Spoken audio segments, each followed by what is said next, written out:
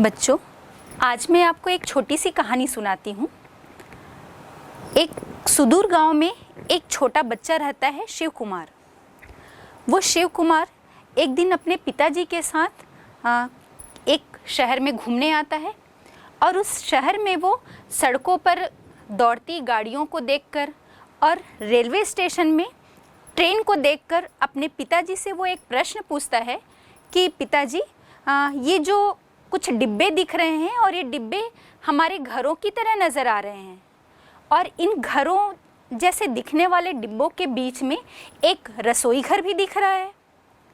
तो जैसा इस शहर में ये घरों जैसे दिखने वाले डिब्बे जो हैं वो चल रहे हैं, तो ऐसे ही हमारा घर भी क्यों नहीं चलता? हमारा घर एक जगह क्यों रहता है? आश्चर्य से उसने अपने पिता से ये प्रश्न किया। तो उसके पिताजी ने उसे उसके जवाब में कहा कि बेटा, ये जो आपको आपके घर जैसा जो डिब्बा दिख रहा है, ये घर नहीं है, ये ट्रेन के डिब्बे हैं। और ट्रेन के डिब्बों के बीच में ट्रेन में जो बैठे यात्री हैं, उन्हें कुछ खान पान की सुविधा देने के लिए रसोई घर की व्यवस्था की जाती है, जो आपके घर में रसोई घर जैसा दिखता है, लेकिन वो डिब्बे में ही वो सारी व्यवस्थाएं उससे संबंधित की जाती हैं। तो ये आपका घर नहीं है। आपका घर जो है वो रेत से, सीमेंट से, मिट्टियों से, गिट्टियों का इस्तेमाल करके बनाया जाता है, लेकिन ये जो आपको घरों जैसे दिखने वाले डिब्बे हैं, ये आपके रेत, सीमेंट, गिट्टी से नहीं बने हैं, ये किसी खनिज से बने हैं, जैसे कि लोहा हो गया, एल्यूमिनियम हो गया। ऐसे ही अनेक खनिजों का इस्तेमाल इसमें किया गया है। तो बच्चों, ये एक छोटी सी कहानी सुनाने का संदर्भ इसके पीछे ये है कि आज हम बात करेंगे खनिज संसाधन के संदर्भ पर। खनिज संसाधन कौन से होते हैं, ये कहाँ मिलते हैं, कैसे बनते हैं, इन्हें कैसे निकाला जाता है और ये कितने प्रकार के होते हैं, इन सभी विषय पर आज हम चर्चा करेंगे। तो जैसा आपने देखा कि उस छोटे बच्चे ने कैसे अपने पिता से प्रश्न किया, तो बच्चों, मैं आपको बताना चाहूँगी कि अगर आप अपने चारों ओर नज़र दौड़ाते हैं तो आप भी अपने दैनिक जीवन की अनेक आवश्यकताओं में या हम कहें कि अधिकांश आवश्यकताएं जो हैं वो खनिजों के ही द्वारा पूरी होती है। आपके दैनिक जीवन में उपयोग में आने वाली जितनी भी आवश्यकताएं हैं उसका अधिकांश हिस्सा जो है वो खनिजों से पूरा होता है। फिर हम बात कर लें कि जिस घर में आप रहते हैं वो घर छड़ से, सीमेंट से, गिट्टी से, रेत से बना हुआ है, उसमें भी खनिज संसाधनों का उपयोग हुआ है। जो आभूषण आप पहनते हैं वो भी किसी न किसी खनिज के बने हुए हैं, जैसे सोना है, चांदी है, हीरा है, ये सभी खनिज जो है वो उसमें उपयोग हुए हैं। इन सबको देखते हुए हम ये कह सकते हैं कि जितने भी जो खनिज संसाधन हैं वो हमारे जीवन का एक अनिवार्य हिस्सा है। और अनिवार्य हिस्सा ऐसे कि जब आप अपने दैनिक जीवन में सुबह सोकर उठते हैं तो जो अपने दांतों की सफाई के लिए आप जिस टूथपेस्ट का प्रयोग करते हैं, उस टूथपेस्ट में भी अनेक प्रकार के खनिजों का प्रयोग किया जाता है। जैसे कि इस टूथपेस्ट में जो फ्लोराइड खनिज इस्तेमाल किया जाता है वो आपके दांतों को कैविटी से या दांतों को गलने से रोकता है। इसमें जो टाइटेनियम ऑक्साइड का प्रयोग किया जाता है वो आपके दांतों की सफ़ेदी के लिए, और बहुत सारे टूथपेस्ट में सफ़ेदी लाने के लिए अभ्रक या माइका का जो है वो इस्तेमाल किया जाता है। ऐसे ही बहुत सारे खनिज जैसे सिलिका है, चूना पत्थर है, इन सभी खनिजों का प्रयोग किया जाता है। बच्चों, वो टूथपेस्ट के अलावा जो टूथपेस्ट लगाकर आप जो ब्रश करते हैं और वो टूथपेस्ट जिस ट्यूब में होता है, उस टूथपेस्ट का ट्यूब या जो आपका ब्रश है, और ऐसे ही कई जो प्लास्टिक के कंटेनर जो आपके घर में इस्तेमाल किए जाते हैं वो भी पेट्रोलियम खनिज से बनते हैं। प्लास्टिक का निर्माण पेट्रोलियम खनिज से होता है और पेट्रोलियम जो है वो खनिज तेल से प्राप्त किया जाता है। तो ऐसे ही हमने तो बात कर ली कि सुबह की दिनचर्या की जो शुरुआत हो रही है, जिसमें आप दांतों की सफाई से आप शुरुआत कर रहे हैं, तब से लेकर आप जो खनिज का इस्तेमाल कर रहे हैं, यहाँ तक कि जो भोजन आप रोज़ खाते हैं उसमें भी खनिजों का इस्तेमाल होता है। या हम ये कहें कि जब इन खनिज पदार्थों की कमी हो जाएगी तो हमारे जीवन की जो प्रक्रिया है वो धीमी पड़ जाएगी, उतनी सुचारू रूप से नहीं चल सकती। हम जितना भी भोजन जो खाते हैं, माना कि उसका 0.03% ही खनिज जो है वो उसमें उपस्थित होते हैं, लेकिन ये 0.03% जो है वो आपके शरीर को, आपकी बॉडी को बहुत अच्छी तरह से एक्टिव रखने के लिए, उसके विकास के लिए बहुत आवश्यक होते हैं। तो 100 में हम कह रहे हैं कि ये 0.03% ही जो है वो पूरे संपूर्ण भोजन जितना हम खा रहे हैं उसका एक अनिवार्य हिस्सा होता है, या ये हमारे भोजन में होना ही चाहिए।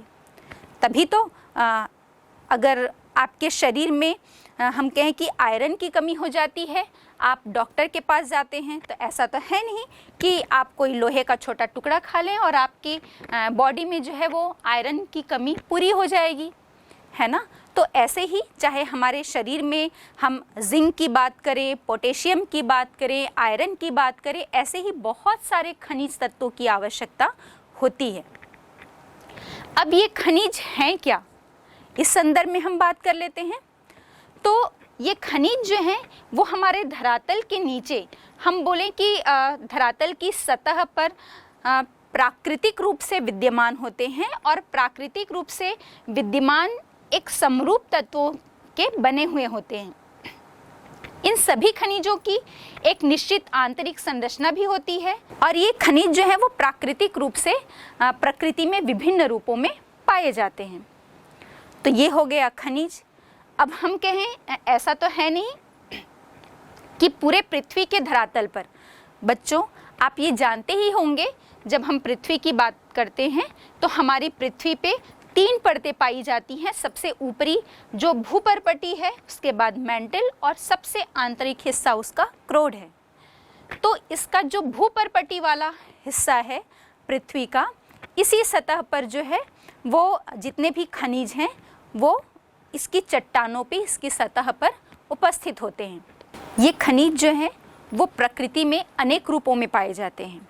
अनेक रूपों में मतलब हमारी पृथ्वी पर एकदम कठोरतम खनिज जो हीरा है, और सॉफ्ट खनिज मतलब बहुत मुलायम खनिज जो है वो चूना पत्थर, मतलब इन दोनों की कठोरता में भी हमको अंतर देखने को मिल रहा है।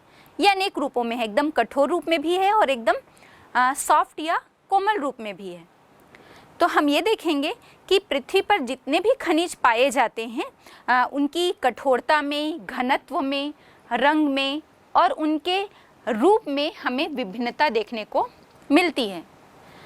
इसके अलावा हम देखेंगे कि बहुत सारे खनिज ऐसे हैं जो एक ही तत्व से मिलकर बने हैं, जैसे चूना पत्थर, उसमें एक ही खनिज की प्रधानता है। तो बहुत सारे ऐसे जो हम कहेंगे चट्टानों की हम बात कर रहे हैं जो बहुत सारे खनिजों से मिलकर बने होते हैं, या हम कहें बहुत सारे खनिजों का मिश्रण उसमें उपस्थित होता है। अब हम ये बार बार खनिज ही कह रहे हैं, तो खनिज को हम देखेंगे कि ऐसा नहीं है कि यदि हम धरातल पर खुदाई करें या धरातल पर ऐसे ही पड़े हुए रूप में हमें कोई बॉक्साइट मिल जाएगा, सोना मिल जाएगा, या लोहे की जो पाइप है वो मिल जाएगी, ऐसा नहीं है। ये सारे खनिज जो हैं वो जो पृथ्वी के नीचे धरातल के भूगर्भ में हम जाएंगे तो जो चट्टानें, अलग अलग प्रकार की चट्टानें हमें देखने को मिलती है, उनमें मिश्रित रूप में देखने को मिलता है।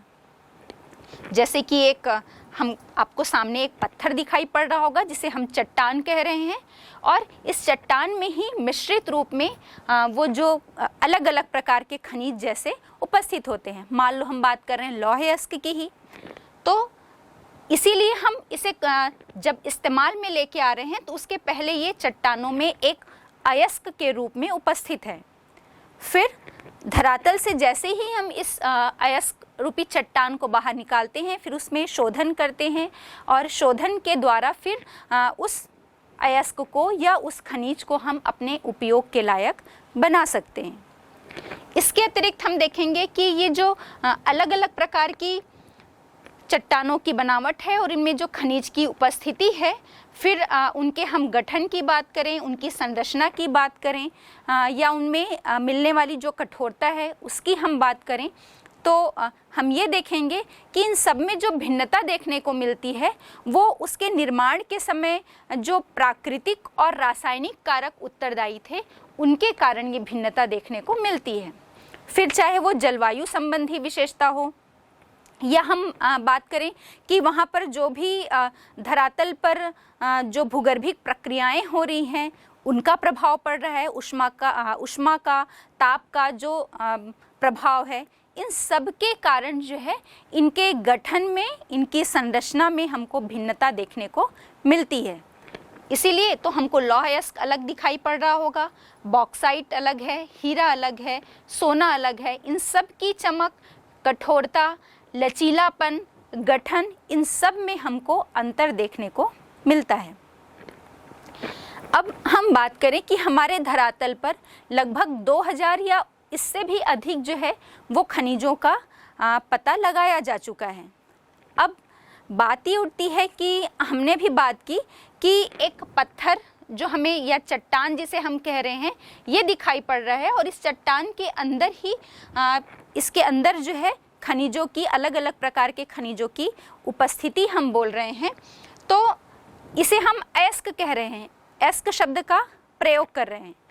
लेकिन इसमें एक बात और ध्यान देने वाली है कि इस पत्थर को माना कि एक जो पत्थर आपको या चट्टान सामने नज़र आ रहा है और इसको हम खनन कार्य के द्वारा या जिस विधि से भी तोड़कर हमें पता चला कि यहाँ पर सोने की उपस्थिति है, और जब हम खनन कार्य के द्वारा इस चट्टान से सोना निकाल रहे हैं तो इतनी बड़ी चट्टान से जो है वो मात्र हमें जो 1 किलो सोना प्राप्त हो रहा है। तो जितना हमें इस चट्टान के अंदर उपस्थित जो सोना है उसके खनन कार्य के लिए जितनी हमें लागत आई, जितना खर्च करना पड़ा, उससे बहुत कम जो है हमें यहाँ पर मान लो सोना मिल पाया। या हम ऐसे एग्जाम्पल ले सकते हैं कि इसमें जो उपस्थित सोना है वो मान लो कि 10 लाख मूल्य का सोना हमने प्राप्त किया, लेकिन जब हमने इसका खनन कार्य किया तो इसकी खुदाई में जो हमें लागत आई है वो हमें 50 लाख की आ गई। तो हम तो घाटे में चल रहे हैं, हमें 40 लाख का जो नुकसान है वो उठाना पड़ रहा है। तो फिर इसका वाणिज्यिक रूप से, व्यापारिक रूप से महत्व कहाँ रह गया, क्योंकि हम तो घाटे में चले गए। तो इसीलिए यहाँ पर दूसरा हम एग्जाम्पल देखते हैं। एक दूसरी चट्टान का एक टुकड़ा है और हमें जिस क्षेत्र में ये चट्टानी टुकड़ा मिला है तो उस क्षेत्र के सरफेस में हमें पता चला कि यहाँ भी सोने की उपस्थिति है, और हमने वहाँ पर खनन कार्य करके इस चट्टान से मान लो कि 50 लाख मूल्य का सोना जो है वो निकाला। और इस स्थान पर इस चट्टान की खुदाई में खनन कार्य के दौरान जो है वो लगभग हमारी जो लागत आई है वो 30 लाख की लागत आई।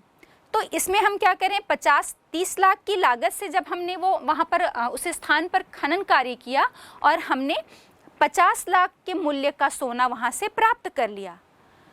तो जब हम व्यापारिक महत्व को देखें या व्यापारिक दृष्टिकोण से बात करें या आर्थिक रूप से हम बात करें तो ये हमारे लिए फ़ायदे का सौदा हो गया। फ़ायदे का सौदा मतलब हमने जितने मूल्य का खनिज संसाधन वहाँ से प्राप्त किया, चाहे वो हीरा हो, सोना हो, लोहा हो या कोयला हो, उससे कम हमें लागत आ रही है।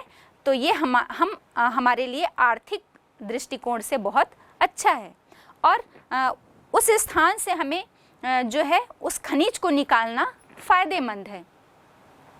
तो इसीलिए जब हमें किसी स्थान पर किसी खनिज के निक्षेप का पता चलता है तो वो निक्षेप भंडार में तभी परिवर्तित हो सकता है जब व्यापारिक और आर्थिक दृष्टिकोण से उसका महत्व रहे। ऐसा नहीं कि हम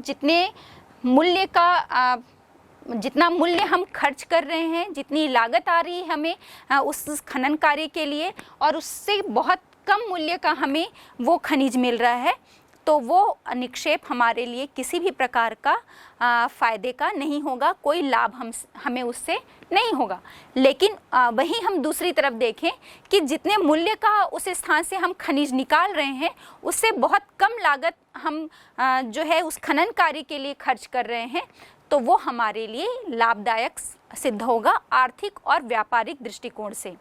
तो सिर्फ निक्षेप का पता लगाने से ही बात नहीं बनती। हम ये कहें कि कहीं पर भी किसी स्थान पर खनिजों के निक्षेप का पता होने के बाद वो तब तक हमारे भंडार में परिवर्तित नहीं होगा या हमारा खनन कार्य करना सिद्ध तब तक नहीं होगा जब तक आर्थिक दृष्टिकोण से वो हमारे लिए वैल्यूएबल नहीं होता है। तो प्राकृतिक रूप से तो हमारी धरातल पर बहुत सारे खनिज संसाधन जो है वो मौजूद हैं, लेकिन उतना ही उनका आर्थिक दृष्टि से भी महत्व होना चाहिए, तभी वो खनन कार्य करना जो है वो महत्वपूर्ण होता है, फ़ायदेमंद होता है या हमारे लिए आर्थिक दृष्टिकोण से लाभदायक होता है। अब हमने देखा कि भाई जितने भी खनिज हैं, अब पूरे पृथ्वी के धरातल पर कहीं पर भी हम बात करें तो इसका वितरण जो है वो समान नहीं है। सभी जगह इनके वितरण जो है वो असमान रूप में हमें देखने को मिलते हैं। और मिलते हैं तो ये कहाँ पर मिलते हैं ये भी हमें पता होना चाहिए कि ये खनिज जो हम जितने भी खनिज प्रकारों की बात कर रहे हैं, तो ये सारे खनिज हमें कहाँ पर से मिलते हैं। तो हम बात करते हैं शैल समूहों में। हमने अभी कहा ना कि चट्टानों के अंदर कहीं उसकी शिराओं में, कहीं परतों में हमें अलग अलग रूप में इनके जमाव जो है वो देखने को मिलते हैं। तो आइए हम बात करते हैं कि ये खनिज हमें कहाँ मिलते हैं। तो हम देखेंगे कि विभिन्न शैल समूहों के अंदर जो है वो इन खनिज पदार्थों का, इन खनिज संसाधनों का जमाव देखने को मिलता है। तो सबसे पहले हम आ जाते हैं पहले विधि या कहाँ पर मिलते हैं, किस रूप में मिलते हैं। तो जो आग्नेय और कायांतरित चट्टानें होती हैं, इन आग्नेय और कायांतरित चट्टानों की जो जोड़ होते हैं, जॉइंट्स जो होते हैं, या हम बात करें कि भ्रंश जहाँ पर होता है, फॉल्ट्स जो होते हैं या क्रैक्स, दरारों के बीच में ये जो कुछ खनिज संसाधन हमें मिलते हैं। और ये जमाव जो हैं वो कुछ छोटे रूप में भी होते हैं और कुछ वृहद रूप में भी होते हैं। ये दोनों रूप में हमें जमाव देखने को मिलते हैं। आप यहाँ पर एक डायग्राम के माध्यम से देख भी सकते हैं। दो डायग्राम यहाँ पर आपको नज़र आ रहे हैं। कुछ वेंस के रूप में, नसों या हम कहें कि दरारों में जो जमाव देखने को मिल रहा है, ये बहुत ही पतले पतले, या जो हमने छोटे निक्षेप की बात की, ये वो जमाव हैं।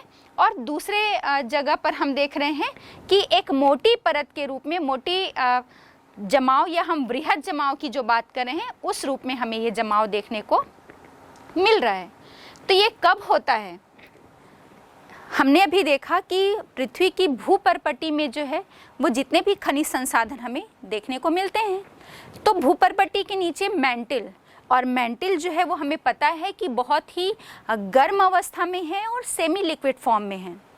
तो यहाँ पर से जो भी चट्टानों की कोई कमज़ोर सतह होती है, यहाँ से तो लगातार ऊपर की तरफ संवहन धारा के रूप में ताप के फलस्वरूप बहुत ज़्यादा मात्रा में जो यहाँ पर ताप टेम्परेचर होता है, उसके फलस्वरूप संवहनी धाराएं उठती रहती हैं। और ये संवहनी धाराओं में, या हम कहें कि मेंटल में जो लावा उपस्थित है, इसमें जो गैसीय फॉर्म में या लिक्विड फॉर्म में जो खनिज संसाधन हैं, इसके साथ साथ ऊपर की तरफ उठते हैं। और जब ये ऊपर उठते हैं संवहनी धारा के रूप में, और पृथ्वी की जितनी भी कमज़ोर सतहें हैं, दरारें हैं, या जहाँ पर भ्रंश देखने को मिलते हैं, तो इनके उठने के साथ ही इसमें एवोपरेशन होता है, वाष्पीकरण होता है, और ये ठंडे होते जाते हैं। और जब ठंडे होते हैं तो ठंडे होकर ये इन्हीं भ्रंशों में या फॉल्ट्स की जो हम बात कर रहे हैं, या क्रैक्स और दरारों के बीच में ये जमा हो जाते हैं। तो जब इन दरारों में, नसों में या भ्रंशों के बीच में ये जमाव देखने को मिलते हैं, तो हम इन्हें छोटे निक्षेप कह रहे हैं। और जब ये निक्षेप जो है वो एक मोटी लेयर के रूप में होते हैं, तो हम इसे वृहद जमाव कहते हैं। तो ऐसा आग्नेय और कायांतरित चट्टानों के जो क्षेत्र होते हैं वहाँ पर होता है। अब इसमें हम बात करें कि एग्जाम्पल ले लेते हैं कि कौन कौन से इस प्रकार के जो खनिज हैं वो इन दरारों में, शिराओं में या क्रैक्स में मिलते हैं। तो उसमें मुख्य रूप से टीन है, कॉपर है, जिंक है, शीशा या लीड है। ये जो है ये आपके इस प्रकार की शिराओं और दरारों में देखने को मिलते हैं, इनके जमाव जो हैं। इसके बाद दूसरा जमाव हम देखते हैं, या दूसरी जो उपस्थिति हम कहें कि खनिजों की कहाँ पर मिलती है, तो हम बात करें जो अवसादी चट्टान होती हैं, अनेक जगहों में पृथ्वी के अनेक सरफेस में जो है अवसादी चट्टान जहाँ पर उपस्थित हैं, इन अवसादी चट्टानों में अनेक खनिज जो हैं वो संस्तर के रूप में, संस्तर या हम कहें बेड्स के रूप में, परत या लेयर्स के रूप में देखने को मिलते हैं। अब ये आप डायग्राम से भी यहाँ पर देख पा रहे होंगे, यहाँ पर लेयर्स के रूप में आपको जमाव जो है वो देखने को मिल रहे हैं। और इस प्रकार के जमाव जो हैं वो किन खनिजों के होंगे? एग्जाम्पल के लिए कोयला है, कुछ लौह भी जो हैं वो इस प्रकार के जमाव में देखने को मिलते हैं। तो यहाँ पर हम देखेंगे कि मान लो इस पिक्चर से आप समझ पा रहे होंगे कि पूरी पृथ्वी की सतह है। इस पृथ्वी की सतह पर जैसे बहुत सारी लेयर्स हमको मिल रही हैं, ऊपर मिट्टी की लेयर है, उसके बाद फिर निचली सतह पर हम जाते जाएंगे तो जो बेसिक रॉक्स होती हैं, मूल चट्टानें जो होती हैं, उनकी परतें देखने को मिलती हैं। और इन्हीं मूल परतों की जो चट्टानें होती हैं वहाँ पर ये जमाव जो है उनके बीच में देखने को मिलते हैं। तो ये दूसरा हमने देखा कि बेड्स के रूप में जो जमाव मिलते हैं खनिजों के। एक अन्य विधि की हम बात करें कि ये कैसे होते हैं, मतलब कैसे मिलते हैं ये खनिज, तो तीसरी इसकी विधि होती है, या हम कहें कि मेथड, जिससे हमको खनिज देखने को मिलता है। धरातली चट्टानें जो होती हैं, जब इनका अपघटन हो जाता है, अपघटन कैसे, यहाँ पर आप देख पा रहे हैं ऊपरी सरफेस है धरातल की, और यहाँ पर इस सरफेस में बहुत सारी जो हम कहें कि हवाएं चलेंगी या नदियाँ बहेंगी, तो जो भौतिक प्रक्रम होते हैं इनका काम चलता रहता है। और कुछ चट्टानें जो हैं या हम कहें उन चट्टानों में वो खनिज का जो स्तर है वो ऊपरी सतह पर मिलता है। तो जैसे ही ये भौतिक प्रक्रम जो हैं वो अपघटन का काम करते हैं, फिर वो चाहे ताप के कारण हो, दाब के कारण हो, मतलब हम देखेंगे ना भाई, सूर्य का प्रकाश जैसे ही दिन में पड़ता है तो चट्टानें भी जो हैं वो उस ताप के कारण गर्म होती हैं और गर्म होकर फैलती हैं। फिर रात में जैसे सूर्य का प्रकाश नहीं मिलता तो फिर से उनमें सिकुड़ने की प्रक्रिया हो जाती है। तो इस फैलने और सिकुड़ने की प्रक्रिया से चट्टानों में हम कहें कि टूट फूट होता है, उनका अपघटन होता है, अपक्षय होता है। तो इस चट्टानों में जो उपस्थित घुलनशील तत्व होते हैं वो या तो हम कहें कि उष्णकटिबंधीय क्षेत्र हैं तो वहाँ पर घुलनशील तत्व उसमें बहकर चले जाएंगे। जो शुष्क क्षेत्र होते हैं तो वहाँ पर जो हवाएं चलती हैं, तीव्र हवाएं, तो इन तेज हवाओं के साथ वो तत्व जो हैं ऊपरी सतह से बहाकर ले जाए जाते हैं। तो इन तत्वों के बह जाने से या अपघटित हो जाने से वो वहाँ पर की चट्टानों में जो कुछ खनिज हैं वो ऊपर की तरफ दिखने लगते हैं, क्योंकि ऊपरी तत्व जो हैं वो या तो हवा से या फिर पानी से बहा ले गए या उड़ाकर ले जाए गए। तो ऊपरी उसके बाद की जो मूल चट्टानों में खनिज तत्व जो हैं वो ऊपरी सतह पर ही हमको देखने को मिलते हैं। इसका एग्जाम्पल है बॉक्साइट। और ये बॉक्साइट कहाँ पर मिलेगा, तो आपके लिए एक अच्छा उदाहरण जो अमरकंटक का पठार है, वहाँ पर इसी अवस्था में ये खनिज हमें देखने को मिलता है कि भाई ऊपरी सतह से सारे तत्व उड़ाकर ले जाए गए, बॉक्साइट सतह पर दिख रही है और हम उसे खनन के द्वारा प्राप्त कर लेते हैं।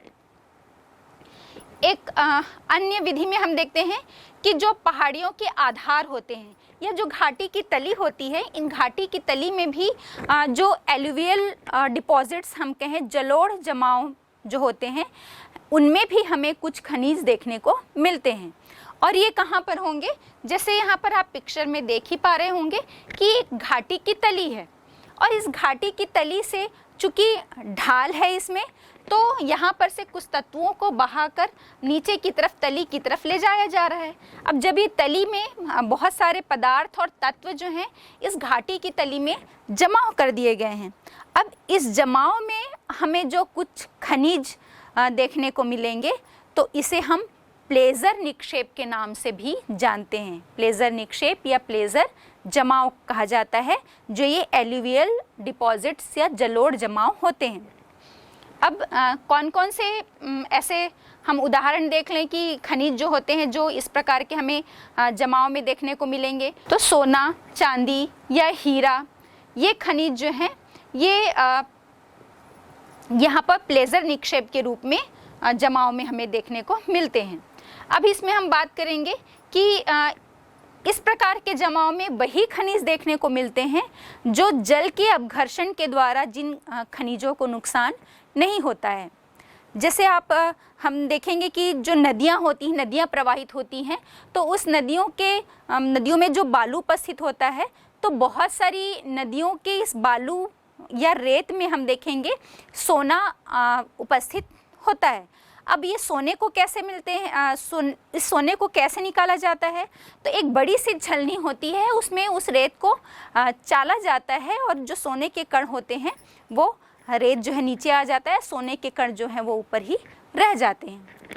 तो हम ये देखेंगे कि भाई ऐसा तो नहीं है कि फिर हम सभी नदियों के रेत को चलनी से चालने लगेंगे। अभी हमने कहा ना कि जो भी निक्षेप का या जमाव का पता चलता है तो उसका आर्थिक रूप से उतना ही उसकी आर्थिक रूप से उतनी ही वैल्यू होनी चाहिए, तभी उसके खनन का कोई महत्व रह जाता है। तो अभी हमने देखा कि जो घाटी की तली या पहाड़ियों के आधार क्षेत्र में जो इस प्रकार के प्लेजर निक्षेप या जलोढ़ जमाव होते हैं, जिसे हम प्लेजर निक्षेप कहते हैं, ये एक अन्य प्रकार है जो शैल समूहों में हमें देखने को मिलता है खनिजों की उपस्थिति के संदर्भ में। अब इन सब के अलावा हम देखेंगे कि जो हमारे विशाल महासागर हैं, हमको मालूम है कि हमारे इस विशाल महासागर में बहुत सारे खनिज तत्व उपस्थित हैं। जैसे आप रोज़ दैनिक दिनचर्या में जो आप भोजन करते हैं, वो भोजन जो है वो बेस्वाद हो जाएगा जब उसमें नमक नहीं पड़ेगा। तो ये नमक या सोडियम कहाँ से मिलता है, आपको पता ही होगा, ये आपके विशाल जो समुद्र महासागरीय जल हैं वहाँ से इसकी प्राप्ति होती है। हालांकि अभी तक बहुत ज़्यादा इसमें रिसर्च नहीं किया गया है या बहुत महत्व इसलिए नहीं है कि इसे निकालना एक कठिन काम है। हालांकि बहुत सारे खनिज तत्व इसमें उपस्थित हैं, फिर भी हम देखेंगे तो कुछ जो महत्वपूर्ण खनिज हैं जैसे सोडियम है, मैग्नीशियम है या ब्रोमीन की हम बात करते हैं, तो ये बहुतायत मात्रा या बहुत अधिक मात्रा में हमें इस महासागरीय जल में मिलता है। अब हमने देखा कि अलग अलग शैल समूहों में या किस प्रकार से इन खनिजों के जमाव जो हैं वो अलग अलग चट्टानों में हमें मिल रहे हैं। अब बात ये है कि इनका खनन कार्य जो है वो कैसे किया जाता है।